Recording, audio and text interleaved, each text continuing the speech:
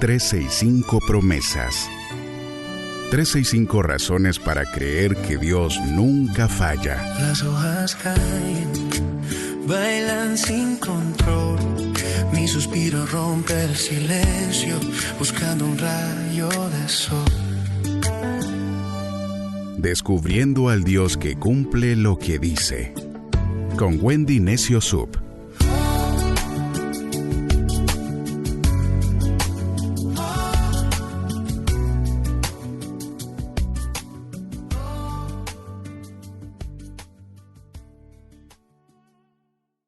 Primero de marzo, promesa 60, la bendición adelantada. Levítico capítulo 25, versos 18, 19 y 21, en la Biblia Nueva Traducción Viviente, que es la Biblia que nosotros leemos, dice: si quieres vivir con seguridad, sigue mis decretos. La tierra te dará abundantes cosechas. Resalta estos versos en tu Biblia. Ten por seguro que yo te enviaré mi bendición en el 6º año, suficiente para 3 años. La Biblia, el mensaje, en estos mismos versos dice: guarden mis decretos y respeten mis leyes y vivirán seguros en la tierra. La tierra dará su fruto, tendrán todo lo que necesiten para comer y vivirán seguros y tranquilos. Los oigo preguntar: ¿qué comeremos el 7º año si no plantamos ni cosechamos? Les aseguro que en el 6º año enviaré tal bendición que la tierra dará lo suficiente para 3 años. Quiero que repitas conmigo: la bendición de Dios para mí es suficiente. Antes de ir a la promesa, quiero que entremos en contexto. Levítico 25 no es un texto agrícola, es un texto espiritual y sobre todo habla de la confianza. Dios establece el año sabático. Cada 7 años la tierra debía descansar. No sembrar, no cosechar, no manipular la producción. En una economía agraria esto era algo radical. Era como si hoy Dios te dijera: este año no trabajes tu fuente principal de ingresos. Tú simplemente confía. Imagínate eso. Dios estaba enseñando algo profundo y también algo que nos vuela la cabeza. La seguridad no nace de la productividad, nace de la obediencia.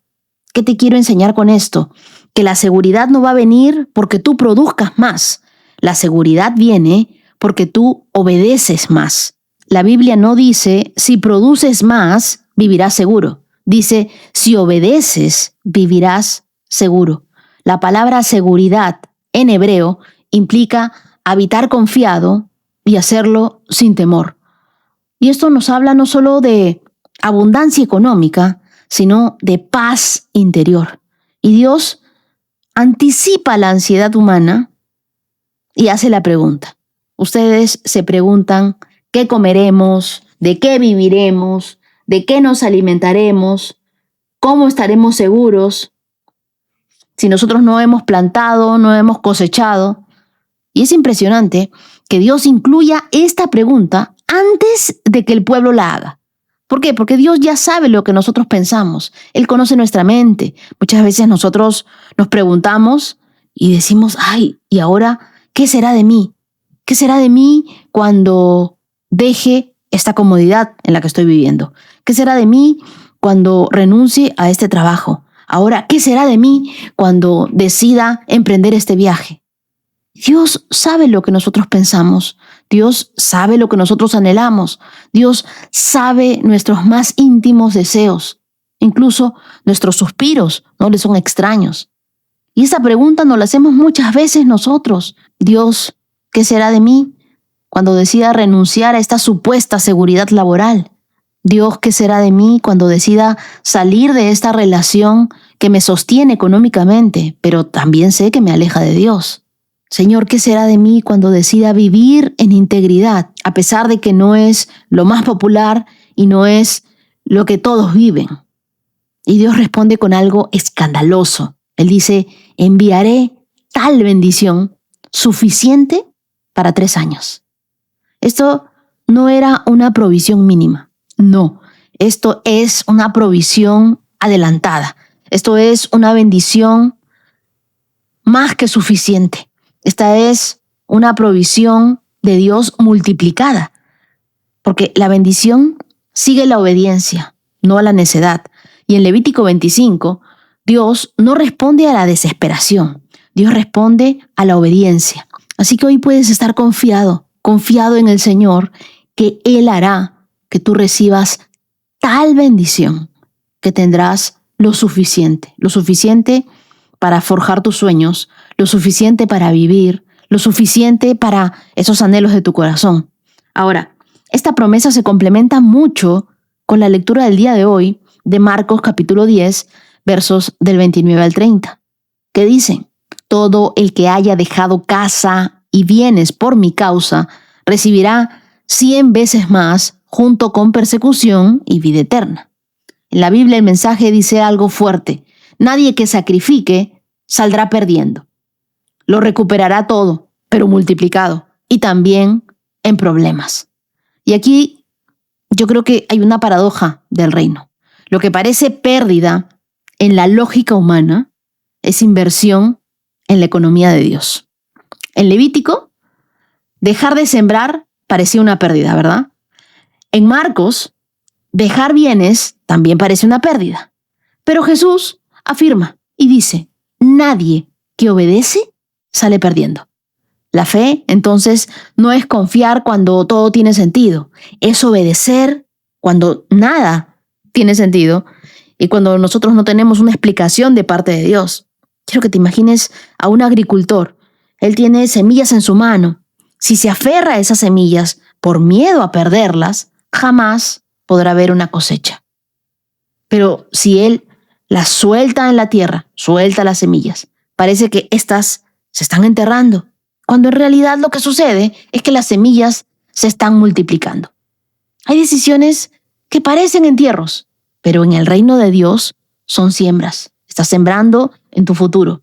Y yo sé que hubo gente que te echó tierra en el trabajo, pero lo que ellos no sabían es que esa tierra era el abono que tú necesitabas para florecer en medio de la adversidad. Y me hace recordar mucho al pueblo de Israel, que mientras más los oprimían, más se multiplicaban. Eso sucederá contigo, porque todo en tu vida tiene un propósito. Antes de la pandemia, yo estaba en 1000 cosas, literal, haciendo, deshaciendo, trabajando hasta los domingos. Mi agenda siempre estaba llena, tenía reuniones, proyectos, Zooms, veía las redes de empresas, veía las redes de figuras públicas y estaba produciendo sin parar. Aunque todo iba bien, si yo soy honesta, yo estaba cansada, estaba agotada. No me daba una ducha larga, todo era rápido, no me sentaba a tomar desayuno tranquila con mi familia. Siempre estaba pensando en lo que seguía, en lo próximo, en mis pendientes, en lo urgente. Y de pronto, el mundo se detuvo. Distanciamiento social, puertas cerradas, iglesias vacías, incertidumbre económica. Y yo, en mi casa pensando: ¡oh! ¿Y ahora qué va a ser de mi empresa? ¿Qué va a pasar con las redes sociales? ¿Qué va a pasar con todo lo que hemos construido? Por un momento sentí miedo, mucho miedo. Pero lo que yo pensé que era una amenaza terminó siendo una temporada de enseñanza.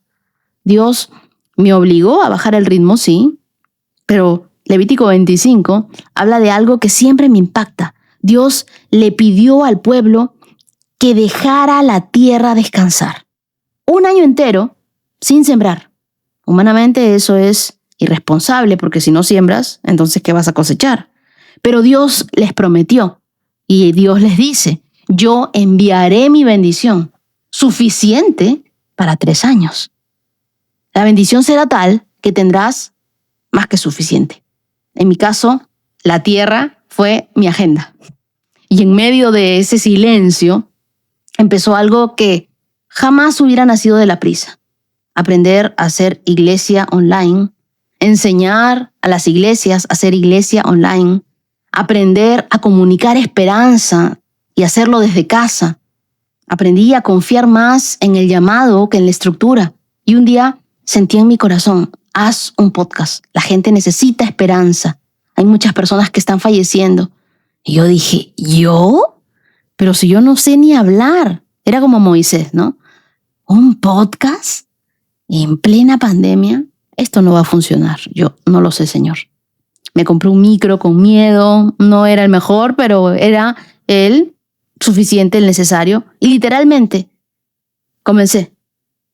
Dije, bueno, voy a darle, ¿no? Con miedo, pero lo voy a dar. El primer episodio me lo grabé 20 veces y lo hice solo de 5 minutos. Yo no tenía estrategia, no tenía equipo, no tenía ni idea de lo que iba a pasar. Solamente decidí ser obediente a eso que Dios puso en mi corazón. Hoy estamos leyendo toda la Biblia juntos. Así que cuando Dios quiere hacer algo nuevo, muchas veces interrumpe lo que tú ya estabas haciendo. Y eso fue para mí la pandemia, una interrupción divina. Ahora, no fue el año más productivo en números, pero fue el año más fértil espiritualmente. Porque mientras el mundo estaba paralizado, Dios estaba sembrando propósito en sus hijos. Muchos se volvieron a Dios. Y al año siguiente empezaron a abrirse las puertas que yo no estaba buscando, oportunidades que no toqué. Y fue una cosecha que no sembré directamente. Ahí entendí algo.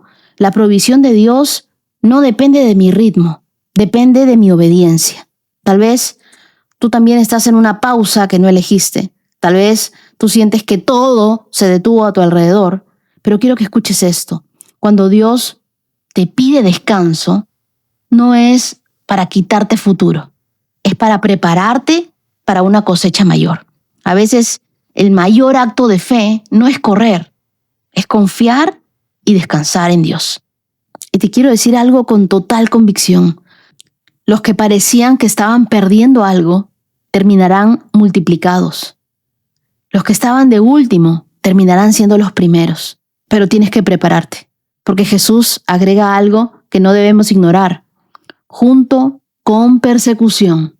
Es decir, la bendición de Dios, esa bendición adelantada de Dios, no elimina la tensión. Te tienes que cuidar aún de esas tensiones de la vida. La obediencia tampoco va a eliminar el proceso en tu vida.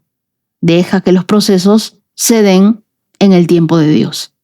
Lo que sí Dios te garantiza es su provisión en todo tiempo. Hoy la pregunta no es ¿cuánto produces? La pregunta es ¿cuánto confías en Dios?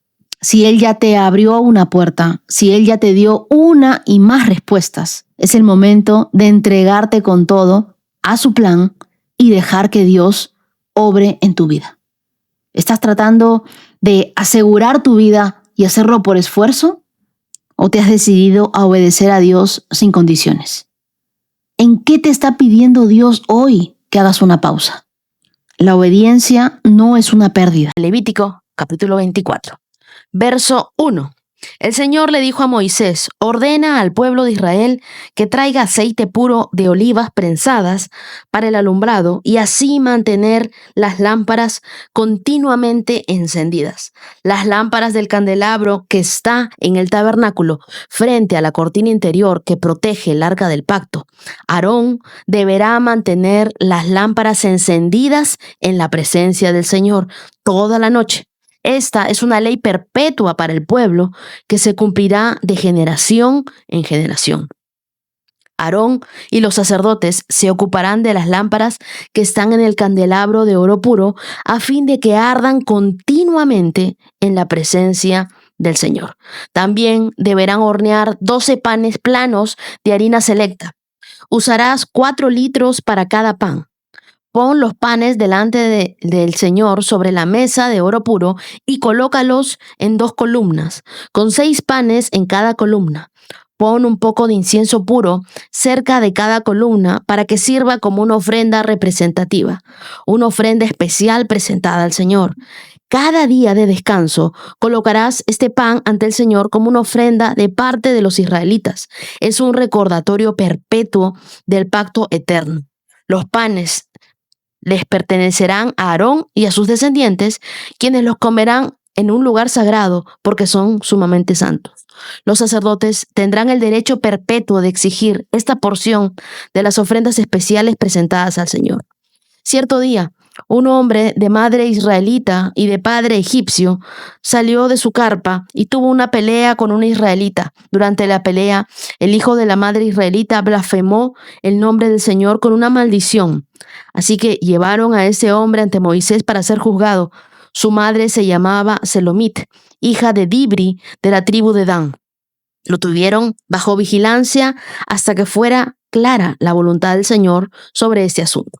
Luego el Señor le dijo a Moisés: saca al blasfemo fuera del campamento y diles a los que escucharon la maldición que pongan las manos sobre la cabeza del blasfemo.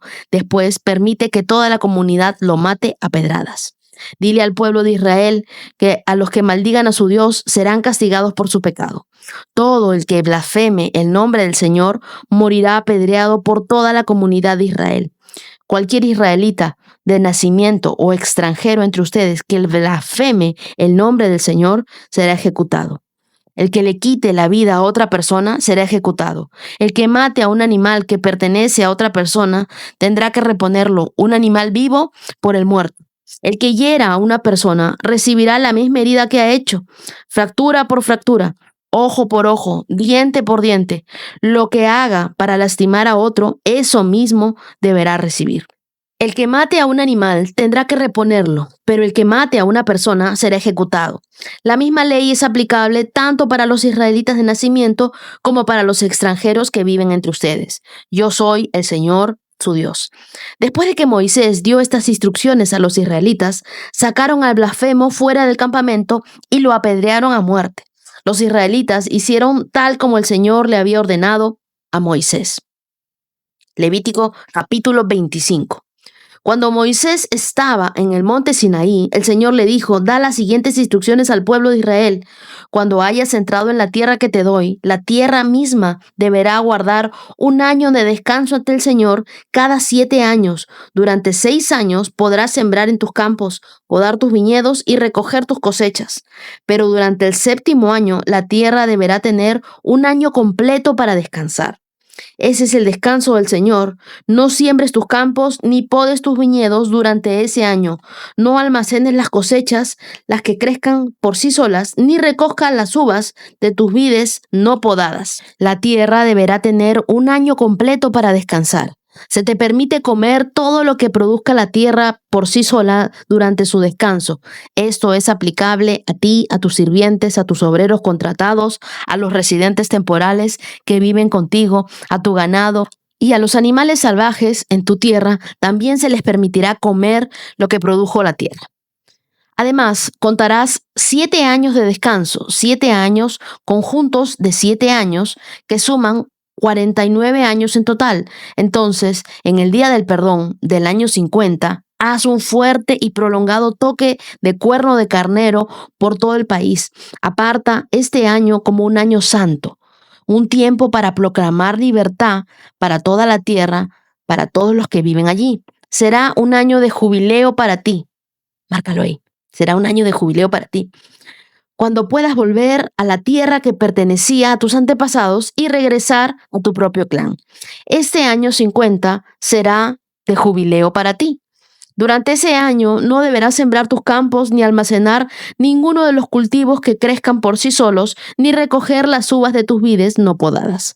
Será un año de jubileo para ti y deberás mantenerlo santo. Sin embargo, se te permite comer de todo lo que la tierra produzca por sí sola.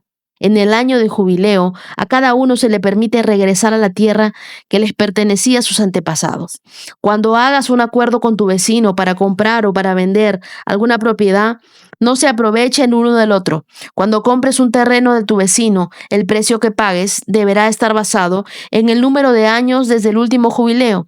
El vendedor debe fijar el precio considerando el número de años que faltan para el siguiente año de jubileo. Mientras más años faltan para el siguiente jubileo, más alto será el precio. Mientras menos años, menor será el precio.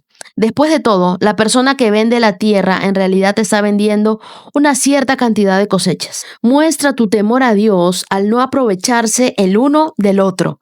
Yo soy el Señor tu Dios. Si quieres vivir con seguridad en la tierra, sigue mis decretos y obedece mis ordenanzas. Entonces la tierra te dará abundantes cosechas. Marca este verso 18 y 19. Y comerás hasta saciarte y vivirás con seguridad. Pero puede que preguntes, ¿qué comeremos durante el año séptimo, ya que no se nos permite sembrar ni cosechar en ese año? Ten por seguro que yo te enviaré mi bendición en el 6º año, de modo que la tierra producirá una cosecha abundante, suficiente para 3 años. Cuando siembres tus campos en el año 8º, todavía estarás comiendo de la abundante cosecha del 6º año.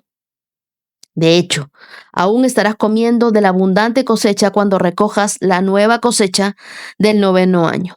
La tierra no debe venderse a perpetuidad porque la tierra es mía. Tú solamente eres un extranjero y un arrendatario que trabaja para mí. Con cada compra de tierra tienes que concederle al vendedor el derecho de volver a comprarla. Si uno de tus hermanos israelitas se empobrece y se ve obligado a vender una propiedad familiar, un pariente cercano deberá comprarla para él. Si no hay un pariente cercano para comprar la propiedad, pero la persona que la vendió consigue suficiente dinero para volver a comprarla, entonces la persona tendrá el derecho de recuperarla de la que la compró. Se descontará el precio de la tierra según el número de años que faltan para el siguiente año de jubileo. De esta forma, el primer propietario podrá regresar a su tierra. Sin embargo, si al primer propietario no le alcanza para volver a comprar la propiedad, ésta quedará en poder del nuevo propietario hasta el siguiente año de jubileo. En el año de jubileo, la propiedad volverá a los primeros dueños a fin de que ellos puedan regresar a la tierra de su familia. Si alguien vende una casa dentro de una ciudad amurallada, esta persona tiene el derecho de volver a comprarla durante el periodo de un año completo después de la venta. Durante este año, el vendedor tiene el derecho de volver a comprarla. Sin embargo, si no vuelve a comprarla en el plazo de un año, la venta de la casa dentro de la ciudad amurallada no podrá revertirse y será la propiedad permanente del comprador. No se le regresará al primer propietario en el año del jubileo. Pero una casa en una aldea, en un asentamiento sin murallas, está considerada como una propiedad en el campo. Está permitido volver a comprar esa casa en cualquier momento y deberá regresarse a su primer propietario en el año del jubileo.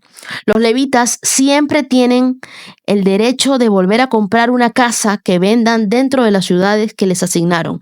Y cualquier propiedad que los levitas vendan, todas las casas dentro de las ciudades de los levitas tendrán que ser devueltas en el año del jubileo. Después de todo, las casas dentro de las ciudades reservadas para los levitas son las únicas propiedades que ellos poseen en todo Israel. Los pastizales que rodean las ciudades de los levitas nunca podrán venderse. Es su posesión perpetua. Si alguno de tus hermanos israelitas se empobrece y no puede sostenerse a sí mismo, ayúdalo como lo harías con un extranjero o un residente temporal y permítele vivir contigo. No le cobres intereses ni obtengas una ganancia a costa de él. En cambio, muestra temor a Dios y permítele que viva contigo como si fuera un pariente. Recuerda, no le cobres intereses sobre el dinero que le prestes ni obtengas una ganancia con los alimentos que le vendas. Yo soy el Señor tu Dios, quien te sacó de la tierra de Egipto para darte la tierra de Canaán y para ser tu Dios.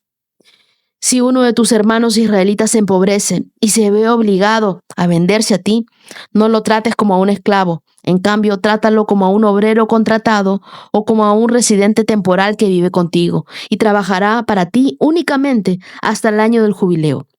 Entonces él y sus hijos ya no tendrán ninguna obligación contigo y regresarán a su clan y a la tierra que se le asignó a sus antepasados. Los israelitas son mis siervos, a quienes yo saqué de la tierra de Egipto, de modo que nunca deben ser vendidos como esclavos. Muestra tu temor a Dios al no tratarlos con dureza. Sin embargo, podrás comprar esclavos y esclavas entre las naciones vecinas y también podrás comprar a los hijos de los residentes temporales que vivan entre ustedes, incluidos los que hayan nacido en tu tierra, y podrás considerarlos como tu propiedad y los dejarás como herencia permanente a tus hijos y podrás tratarlos como esclavos, pero nunca deberás tratar a tus hermanos israelitas de esa manera. En estos capítulos de Levítico, tanto el 24 como el 25, Dios instruye a su pueblo sobre la lámpara del tabernáculo, el pan sagrado, las leyes de la justicia y el año del jubileo. A simple vista pueden parecer normas y rituales y cosas económicas, pero en realidad revelan verdades profundas sobre la provisión, sobre la justicia y sobre la redención divina. Por ejemplo, Levítico, capítulo 24, verso 2. Este verso nos habla sobre mantener las lámparas permanentemente encendidas. Una luz que nunca se apaga. El aceite puro que mantenía encendida la lámpara en el lugar santo es un símbolo de la presencia inagotable de Dios en nuestras vidas. Quiero recordarte algo que dijo Jesús en Juan capítulo 8, verso 12. Él dijo, yo soy la luz del mundo. Si me sigues, no tendrás que andar en la oscuridad, porque tendrás luz que lleva a la vida. Así como los sacerdotes cuidaban que la luz nunca se apagara, nosotros debemos alimentar nuestra relación con Dios. ¿Cómo? A través de la oración, de la lectura de la Biblia, de la adoración. La luz en ti no es para que la escondas, sino para que brille en medio de la oscuridad. No permitas que nada ni nadie apague la luz que Dios ha puesto dentro de ti. Este tiempo que nosotros tenemos es un tiempo en el que tú vas avivando la luz. Es un momento en el cual tú mantienes tu luz encendida. No permitas que nada te quite este tiempo valioso que tú tienes para encender tu lámpara. Y luego, en el verso 8, en Levítico 24, la Biblia nos habla del momento en el que el pan es como una ofrenda para el pueblo de Israel, pero dicen que es un pacto eterno. Y era un pan sagrado, que simbolizaba la provisión y la comunión con Dios. En el Nuevo Testamento, Jesús se reveló como el verdadero pan de vida. No sé si lo recuerdas, en Juan 6:35, Él dice, yo soy el pan de vida. El que viene a mí nunca tendrá hambre. Entonces, cuando nosotros buscamos a Dios en primer lugar, Él suple todas nuestras necesidades. Cuando Dios es tu fuente, tú nunca vivirás en escasez. La provisión no es solo lo que tú tienes, sino quién es Él en tu vida. Si Dios es tu pan, Dios es tu proveedor, Dios es el pan de vida, Él te dará la provisión de lo que tú necesitas. Ahora me adelanto un poco a lo que podrían preguntarme, porque Levítico 24, versos del 10 al 23, se cuenta la historia de un hombre que blasfemó en el nombre de Dios y fue castigado. Este pasaje entonces nos recuerda el peso de nuestras palabras. Proverbios capítulo 18, verso 21 nos dice que la lengua puede traer vida o muerte. En el caso de este hombre fue muerte porque él murió apedreado. Entonces, lo que hablas refleja lo que crees. Si tú crees la grandeza de Dios, tus palabras deben reflejar su amor y deben reflejar su poder. Nuestras palabras pueden edificar o pueden destruir, de eso hablábamos ayer. Dios nos llama a usar bien nuestras palabras para traer vida, para traer bendición y para traer verdad. Levítico 25 comienza con el año del jubileo. Dice que cada 50 años declararás libertad por toda la tierra para todos los que viven allí y será un año de jubileo para ustedes. Levítico 25, verso 10. El jubileo era un tiempo de restauración, donde las tierras volvían a sus dueños, los esclavos eran liberados, las deudas se cancelaban. ¿Cuántos de nosotros quisiéramos eso? Y todo apuntaba a la redención que Jesús trajo a nuestras vidas. El libro de Lucas, en el capítulo 4, en el verso 18, él dice, el Espíritu del Señor está sobre mí porque me ha ungido para traer la buena noticia a los pobres. Me ha enviado a proclamar a los cautivos y que serán liberados. Eso es jubileo, es un tiempo de restauración, de libertad. Y Dios es un experto en restaurar lo que tú creías perdido. Él no solo te da un nuevo comienzo, sino que te da una nueva historia. Si tú habías sentido que tu vida estaba llena de deudas emocionales, de malos pensamientos, de cosas que te ataban en tu mente, que cosas que sentías que en tu corazón no estabas libre, bueno, en Cristo hay un jubileo eterno. Él restaura lo que parecía imposible y nos da libertad. Dios es nuestro dueño, Él es nuestro proveedor, Él es nuestro salvador. Y por último, Levítico 25, de los versos del 23 al 46, nos habla sobre cómo la tierra y los bienes realmente le pertenecen a Dios. Y esto nos enseña que nosotros somos administradores, no dueños de lo que tenemos. Dios no solo nos da los recursos, sino también te da el poder para administrarlos con sabiduría. La verdadera riqueza no es la acumulación de bienes, sino el vivir en obediencia a Dios y confiar en su provisión. Así que mantén tu lámpara encendida, confía en que en Dios está tu provisión. Usa tus palabras para bendición. Recibe y vive en la redención que te da Dios y administra bien lo que Dios te da. Si tú sientes que has estado en una temporada de escasez, de oscuridad, de cadenas, atado, recuerda que en Cristo hay jubileo. Él trae libertad, restauración, respira. Un nuevo tiempo está comenzando. Con este nuevo mes está comenzando un nuevo tiempo de restauración para nuestras vidas. Ahora leamos juntos Marcos capítulo 10, verso 13. Cierto día, algunos padres llevaron a sus niños a Jesús para que los tocara y los bendijera. Pero los discípulos regañaron a los padres por molestarlo. Cuando Jesús vio lo que sucedía, se enojó con sus discípulos y les dijo: «Dejen que los niños vengan a mí, no los detengan, pues el reino de Dios pertenece a los que son como estos niños. Les digo la verdad, el que no reciba el reino de Dios como un niño, nunca entrará en él». Entonces tomó a los niños en sus brazos y después de poner sus manos sobre la cabeza de ellos, los bendijo. Cuando Jesús estaba por emprender su camino a Jerusalén, un hombre se le acercó corriendo y se arrodilló. «Maestro bueno, ¿qué debo hacer para heredar la vida eterna?». «¿Por qué me llamas bueno?», preguntó Jesús. «Solo Dios es verdaderamente bueno. Pero para contestar tu pregunta, tú conoces los mandamientos. No cometerás asesinato, no cometas adulterio, no robes, no des falso testimonio, no estafes a nadie, honra a tu padre y a tu madre». «Maestro», respondió el hombre, «he obedecido todos estos mandamientos desde que era joven». Y Jesús miró al hombre y sintió profundo amor por él. «Hay una cosa que todavía no has hecho», le dijo.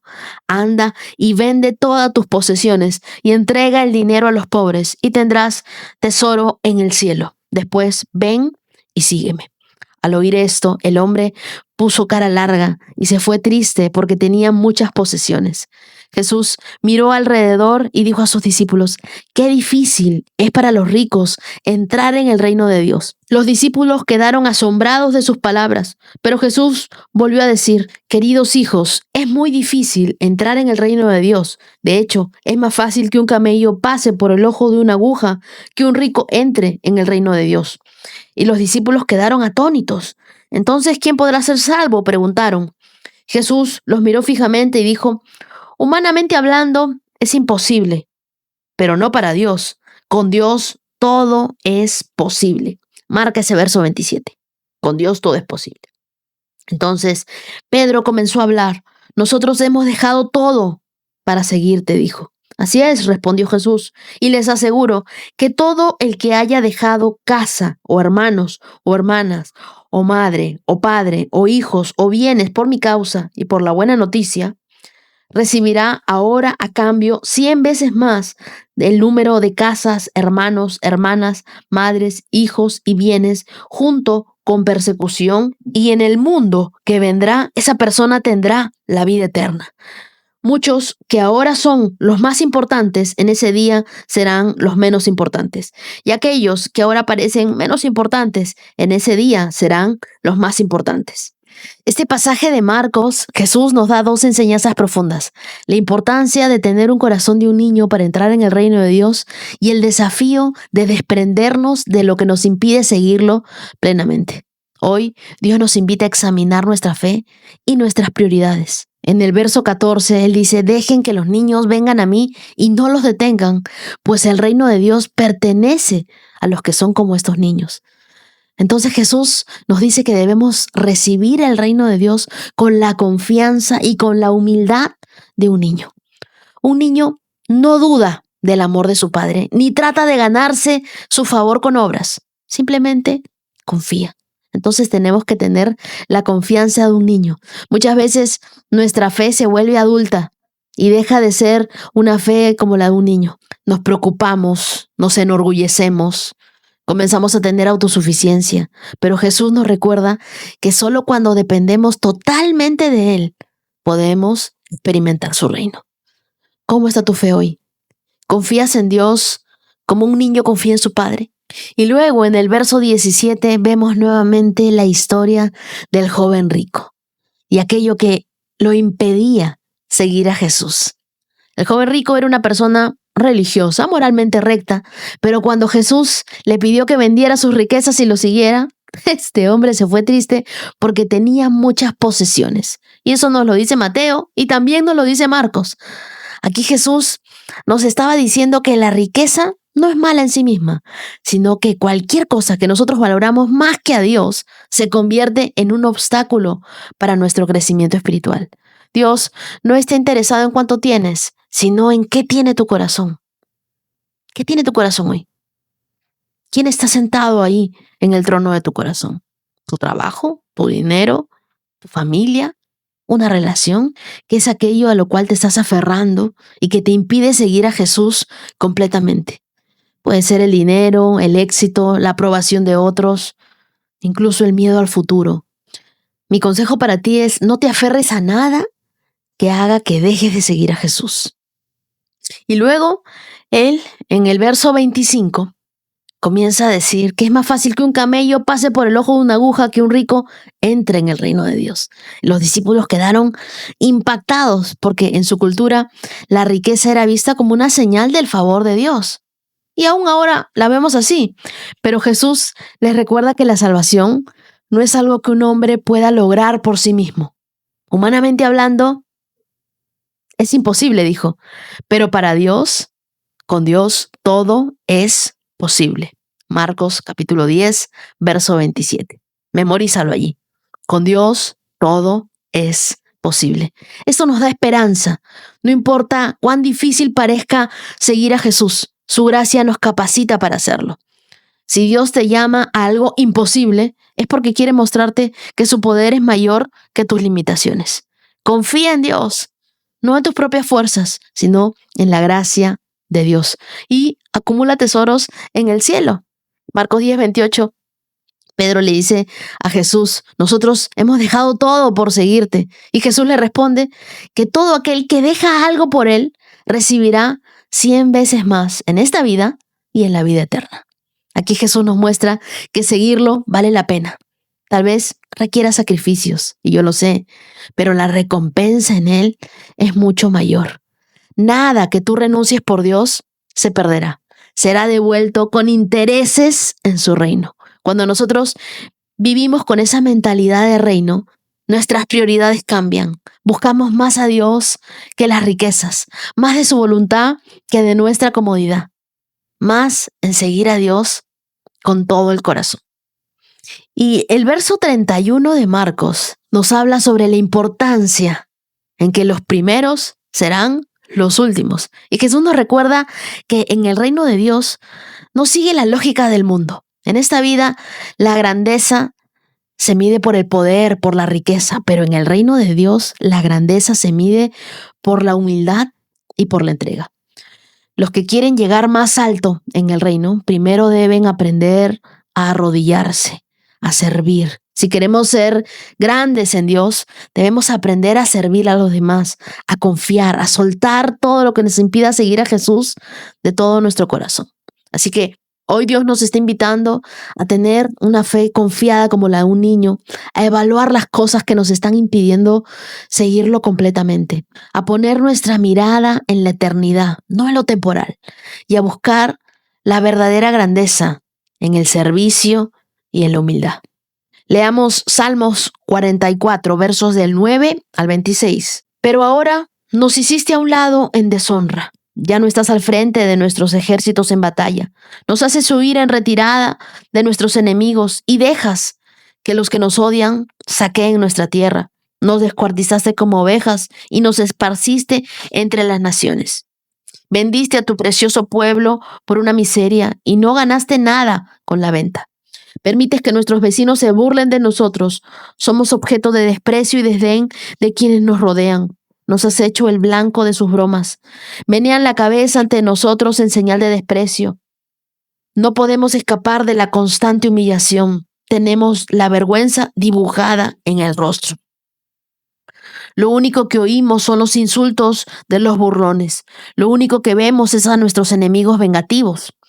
Todo esto ocurrió aunque nunca te hemos olvidado, ni desobedecimos tu pacto. Nuestro corazón no te abandonó, ni nos hemos extraviado de tu camino. Sin embargo, nos aplastaste en el desierto donde vive el chacal. Nos cubriste de oscuridad y muerte. Si nos hubiéramos olvidado del nombre de nuestro Dios, o hubiéramos extendido las manos en oración a dioses ajenos, con toda seguridad Dios lo habría sabido, porque conoce los secretos de cada corazón. Pero por tu causa nos matan a cada día. Nos tratan como ovejas en el matadero. Despierta, oh Señor, ¿por qué duermes? Levántate, no nos rechaces para siempre. ¿Por qué miras para otro lado? ¿Por qué pasas por alto nuestro sufrimiento y opresión? Nos desplomamos en el polvo. Quedamos boca abajo en la mugre. Levántate y ayúdanos. Rescátanos a causa de tu amor inagotable. Este Salmo 44 es una oración profunda de desesperación. El pueblo de Israel se sentía abandonado por Dios, a pesar de haberle sido fiel. Ellos clamaban, ellos lloraban y le pedían a Dios una respuesta. Yo no sé si en algún momento tú te has sentido así, que oraste, pero el milagro no llegó. Te esforzaste, pero no fue suficiente. No recibiste el resultado esperado. Este pasaje nos muestra que incluso en los momentos en los que nosotros sentimos que estamos haciendo todo bien, Dios no nos responde. Pero quiero decirte algo, Dios sigue siendo fiel, Dios sigue estando contigo. Cuando Dios parece haberse escondido, Él está allí con nosotros. En el verso 9, el salmista le dice a Dios, sin embargo, ahora nos has rechazado y nos humillas, ya no marchas con nuestros ejércitos para pelear a nuestro favor. Y el salmista aquí siente que Dios lo ha dejado solo, que ellos han sido derrotados y humillados y parece que Dios ya no está luchando por ellos. ¿Cuántas veces nos hemos sentido que Dios no está peleando nuestras batallas?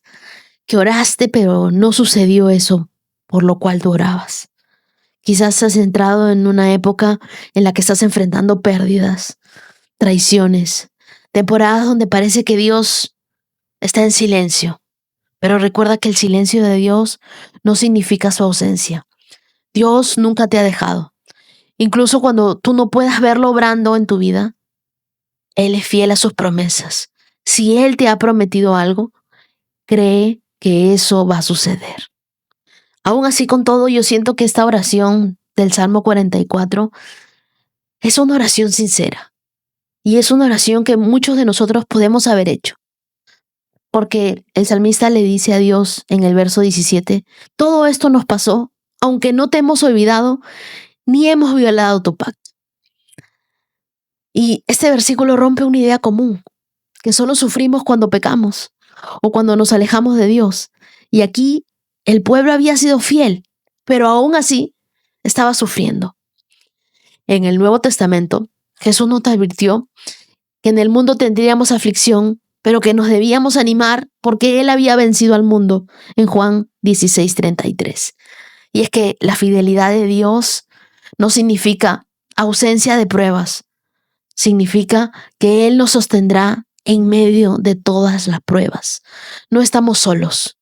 A veces Dios permite que nosotros atravesemos por temporadas de desierto para fortalecer nuestra fe y para prepararnos para lo que viene. Tú ahora estás siendo preparado por Dios para lo que viene. Si estás en una prueba, no significa que Dios te ha olvidado. Dios no se ha olvidado de ti. Dios está formando algo en ti. Este salmo termina con el verso 26 que dice, levántate, oh Señor, y rescátanos por tu amor inagotable. Y este es un llamado a la misericordia de Dios. A veces no entendemos por qué Dios permite ciertas temporadas difíciles, pero en esos momentos debemos recordar que Dios no es injusto y que Dios no se olvida de nosotros. Dios tiene memoria de nuestras oraciones. Dios es bueno incluso cuando la vida no lo es. Nuestra fe no depende de nuestras circunstancias, sino de la fidelidad de Dios. Dios no se ha olvidado de ti. Su amor sigue siendo inagotable para tu vida. Aunque tú no entiendas ahora lo que estás viviendo, Dios está contigo. Aunque sientas que Dios está en silencio, Dios está ahí contigo. Ser fiel no significa que no tendrás pruebas. Es difícil, sí, pero Dios no te va a dejar. Dios te va a fortalecer y Dios no se ha olvidado de ti. Recuerda su fidelidad antes para que tengas esa misma fe como la de un niño que leíamos en Marcos. Confiada en Dios, en que Él te va a sacar adelante, en que Él está contigo, en que no estás pasando esta prueba solo. Dios no se ha olvidado de ti. Tenlo en tu mente. Dios no se ha olvidado de mí. Yo sé que Él está haciendo algo, aunque no lo veo. Dios no se ha olvidado de mí. Él me ama con un amor inagotable. Proverbios 10, versos 20 y 21. Las palabras del justo son como la plata refinada. El corazón del necio no vale nada. Las palabras del justo animan a muchos, pero a los necios los destruye su falta de sentido común.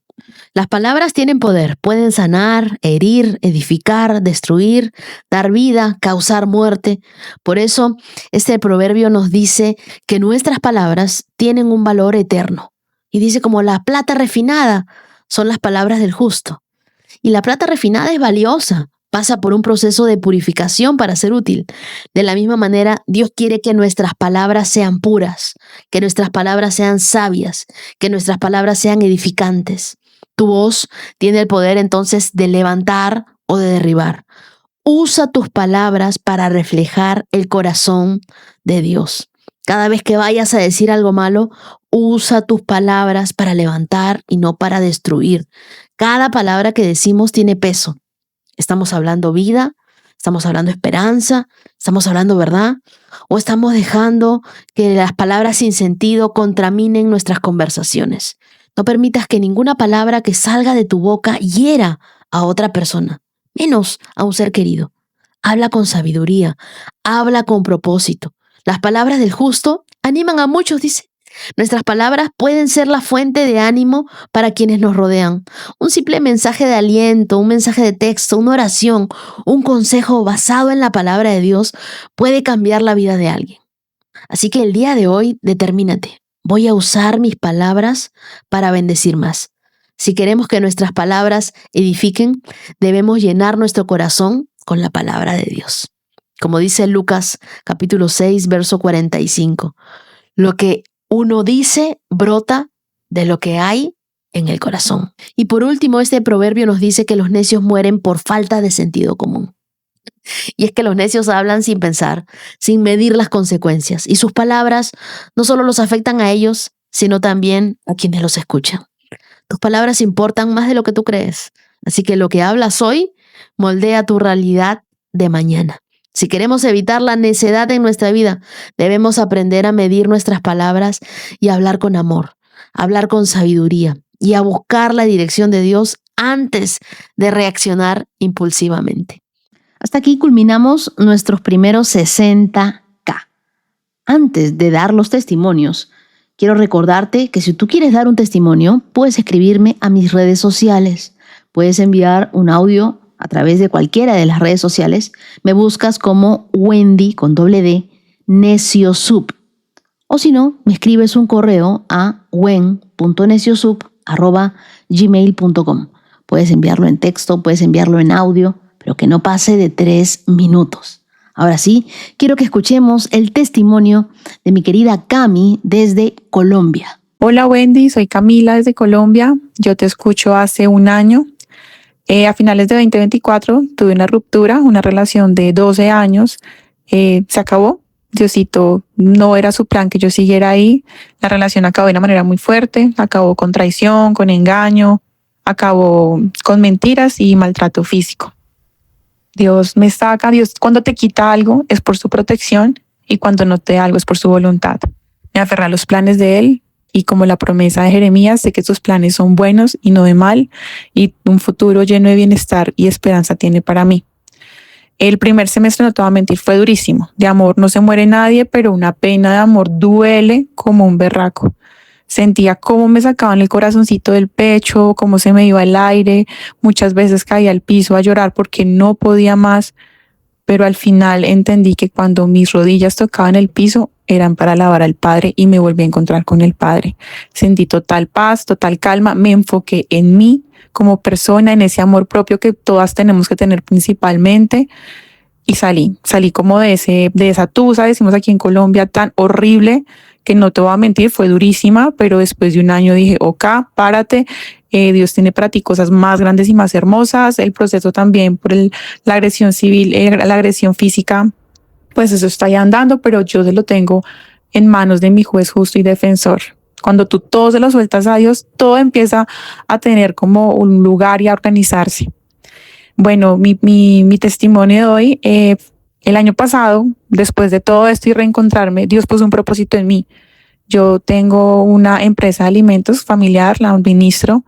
Tengo pues mi carrera, un posgrado, un máster, pero la empresa como tal, yo quiero algo más allá de ayuda a generar trabajo, ayuda a hacer país en este momento, pero quiero algo más de. Entonces me dio un propósito y quiero ser profesora. Dije a final de año quiero ser profesora. ¿Cómo? No sé capacitar equipos, tengo el conocimiento, pero quiero ser profesora. En enero empecé a mandar hojas de vida, no salía nada. Okay. En febrero me levanté un día y dije, bueno Dios, hoy quiero que me des la vacante.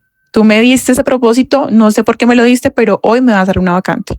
Ese lunes llego a la página que estoy pasando las hojas de vida y encuentro 5 vacantes que se acomodan a mi tiempo, a mi perfil, bueno, a lo que yo estaba buscando. Las paso y el miércoles me levanto en mi oración y le digo, bueno Dios, hoy me van a llamar para entrevista. ¿Cómo? No sé cuál de las 5, pero hoy me van a llamar. Me llamaron, de Wendy me llamaron 2 colegios, estuve en entrevistas. El siguiente miércoles de la siguiente semana le digo, bueno Dios, ya pasé las entrevistas, hoy me van a llamar para el sitio donde tú quieras que yo esté. Cuando tú trabajas con tu fe, Dios te muestra tu poder. Y yo le hablaba con claridad, tú me dices ese propósito, dame el trabajo, muéstrame el poder, pero ¿cuál es? Ese miércoles me llamaron de uno de los colegios ya para exámenes médicos, para contratación, y el próximo lunes ya empiezo como docente. Es un milagro porque te digo, no tenía, digamos, la experiencia en ese punto, pero Dios lo puso. Tengo el conocimiento, tengo la gracia de mi Padre que está junto a mí. El colegio está muy emocionado por el tema de experiencia que tengo, con lo que le quiero enseñar a los muchachos, ir más allá en el tema administrativo. Es también diferente a veces verlo en la teoría, a verlo en la experiencia, y queremos como unir todo esto, los casos de éxito empresariales en Colombia. En Colombia tenemos unas empresas gigantes y unos tesos gigantes, que es lo que vamos como en este momento a explicar a los chicos, y ese es mi testimonio. Mira, cuando tú le dices a Dios y te enfocas en algo, Él te lo da. Obviamente él ahorita me ha suministrado todo, me ha dado mucha tranquilidad, me ha dado mucha paz, pero el testimonio es, yo me enfoqué en febrero en lo del trabajo. Le dije, ok, tú me pusiste este propósito, dame resultados. Y Dios te los da. Mi Padre Celestial cumple, pero cuando tú sueltas y le dejas todo a cargo de Él, cuando respetas los tiempos de Él, cuando no aceleras los procesos, cuando no tomas decisiones erróneas ni pones a actuar con tu ansiedad, cuando tú dejas que Él actúa y actúa excelentemente. Un saludo a todos y muchas gracias, Wendy, por todo. Cami, tú sobreviviste a una relación que intentó romperte, sobreviviste al dolor, al abuso, a la traición, y no saliste amargada, saliste con un propósito. Dios no te sacó de un lugar que te hacía daño. Yo creo que Él te posicionó en un lugar donde vas a formar generaciones. Tú no eres una mujer abandonada, una mujer triste, tú eres una mujer con un propósito gigante. Yo estoy muy orgullosa de esa fe valiente, de la mujer en la que tú te has convertido. También estoy muy contenta de que tú no dejaste que el dolor definiera tu destino. Estoy segura de que cada aula donde tú entres será un altar donde Dios usará tu historia para levantar a otros. Y a todos y a todas las que hoy estén escuchando este mensaje y que estén al igual que Cami, como estuvo en algún momento en el piso llorando, yo quiero recordarles algo. El Salmo 34, verso 18 dice que el Señor está cerca de los que tienen quebrado el corazón y Él rescata a los de espíritu destrozado. Así que si hoy tú estás en el suelo, no es tu final. Puede ser un lugar donde tú te vuelvas a encontrar con tu Padre, donde tú vuelvas a encontrar propósito en Dios. Me gustaría que oremos juntos. Padre, gracias por los procesos que no entendemos, pero que nos protegen. Gracias por las puertas que se cierran y por las que se abren en tu tiempo perfecto. Levanta a cada mujer, a cada hombre que hoy está sanando una herida. Devuélveles la paz, la identidad y el propósito. Y enséñanos a confiar cuando nosotros no vemos nada, porque tú ya estás organizando todo dentro de tu plan, Señor. Tú quieres que nosotros tengamos vida en abundancia, plenitud y paz. Oramos en el nombre de Jesús. Amén. Y ahora escuchemos el testimonio de Daniela Segura desde Perú. Hola Wendy, quiero contarte mi testimonio, el cual es un agradecimiento a Dios grande y quiero hacerlo público, ya que la oración tiene poder y Dios escucha. Yo vivo en Miami, soy peruana y tengo un novio hindú. Como tú sabes, la cultura hindú es muy diferente a la cultura latina, pues ellos tienen muchas creencias, tienen muchos dioses, no creen en un solo Dios como nosotros, pero sin embargo, siento que Dios me juntó con él para un propósito grande, el cual aún no lo descubro, pero estoy en ese proceso. Pues diariamente yo he estado orando desde que lo conocí, vamos a cumplir un año de ser novios. Y tú sabes que Miami es una ciudad pues muy convulsionada, de mucha lujuria, de mucho pecado, pero sin embargo Dios nos ha cuidado siempre y en eso estamos. Por esa razón yo me aferré mucho a Dios, empecé a orar por él, porque le pedía día a día que Dios pudiera hacer que él lo pudiera, que mi novio pudiera conocerlo, que pudiera experimentar qué es ser amada por Dios, cómo es caminar con él a su lado, y es así como pues Dios escuchó mis oraciones y después casi de un año, el domingo pasado, pues él me escribió el sábado de la nada, cuando yo justo estaba orando al Espíritu Santo, diciéndole como cada día que entre en su corazón y en su mente y que trabaje en él para que él pueda ser mejor persona, un mejor hombre y sobre todo para que pueda amar a Dios. Y en ese mismo momento, Wendy, me llegó un WhatsApp de él diciéndome que había estado pensando las cosas y que sentía un vacío espiritual y que quería preguntarme si el domingo yo quería acompañarlo a la iglesia que estaba cerca de su casa, una iglesia cristiana. Para mí, yo me puse a llorar en ese momento, me arrodillé, le agradecí a Dios y sentí que era una oración respondida. Obviamente es un camino largo, yo lo sé, porque él recién está experimentando, sin embargo, le encantó. Fuimos el domingo a la iglesia y le gustó muchísimo y fue increíble. Fue una oración contestada de Dios. Es algo loco porque normalmente pues alguien de una cultura diferente, con tantas raíces tan arriesgadas y de familia, es casi imposible, pero mira, aquí está un milagro. Así que bueno, poco a poco estamos avanzando y ya te contaré cómo seguimos. La siguiente prueba es si es que en algún momento va a llegar el tema del matrimonio, pero solamente Dios lo sabe. Así que mucha fe para la gente que me está escuchando, porque Dios sí escucha las oraciones. Mi querida Dani, tu intercesión nunca fue en vano. Tu constancia movió algo en el mundo espiritual. Yo creo que no fue presión, tampoco ha sido manipulación, ha sido puro amor y fe. Cuando una mujer ora y lo hace con perseverancia, Dios escucha. Así que sigue avanzando con sabiduría, sigue poniendo a Dios en el centro, y si ese propósito que tú sientes es real, Él mismo te va a confirmar con paz, te va a dar fruto y te va a dar una dirección clara. De repente tú hoy también estás escuchando este testimonio, estás orando por alguien, tu esposo, tu novio, tu hijo, tu familia. No te canses, continúa orando. A veces parece que nada está pasando, pero por dentro Dios está trabajando. Nosotros tenemos que confiar en el Señor. Ora conmigo y dile: Padre, gracias porque tú escuchas las oraciones que hacemos en silencio. Gracias porque mientras nosotros oramos, tú estás moviendo corazones. Así que te pedimos por cada relación donde solo uno está creyendo, fortalece su fe. Dale sabiduría, protege su corazón.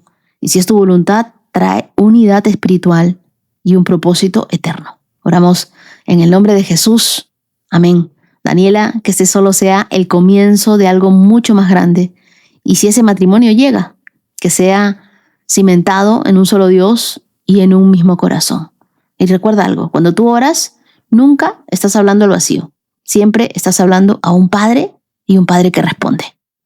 Y hoy también quiero agradecer a los corazones generosos íntimos de esta hermosa comunidad. Muchas gracias a Verónica Quiroz Osorio. Dios te bendiga. Sara Ailín Aparicio. Muchas bendiciones. Dora María Hernández. Gracias, Beatriz Cruz. Dios te bendiga. Yulisa Monserrate. Y a ustedes, queridos, quiero regalarles Isaías capítulo 26, verso 3, que dice: tú guardarás en perfecta paz a todos los que confían en ti. Y tú y yo confiamos en el Señor y lo hacemos con todo nuestro corazón. Así que lo que viene a nuestras vidas es una paz que sobrepasa todo entendimiento. Podemos alegrarnos en el Señor, podemos confiar que Él nos ha salvado y podemos descansar en su paz. Quiero decirles también que ustedes están en mis oraciones. Los espero a todos que se conecten hoy al vivo que voy a tener a las 6 de la tarde, hora Perú, donde voy a estar contándoles un poco acerca de marzo, el mes de los milagros imposibles, y también voy a estar respondiendo algunas de las preguntas que nos han surgido en base a nuestras lecturas bíblicas. Así que nos vemos a las 6 de la tarde a través de mi canal de YouTube. Los espero a todos, que tengan un lindo día. Sigamos corriendo juntos esta carrera de la fe. Shalom, shalom. Has escuchado 365 Promesas. Síguenos en Facebook e Instagram, @Wendy Necio Sub. Hasta la próxima. Bailan sin control, mi suspiro rompe el silencio, buscando un rayo de sol. Promesa, promesa, promesa que salva. Oh, promesa, promesa, promesa que guía. Promesa, promesa plena en ti.